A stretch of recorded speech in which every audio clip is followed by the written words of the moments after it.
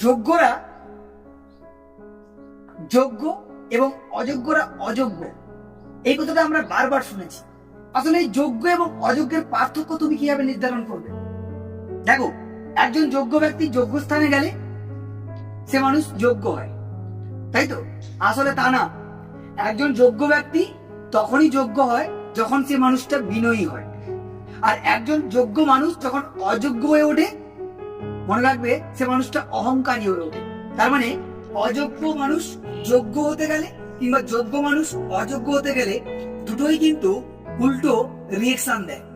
আবারও বলছি, যোগ্য মানুষরা বিনয়ী হয় আর অযোগ্য মানুষরা অহংকারী হয়।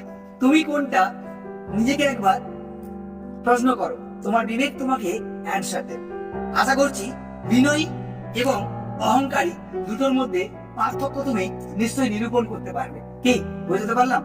Best of luck.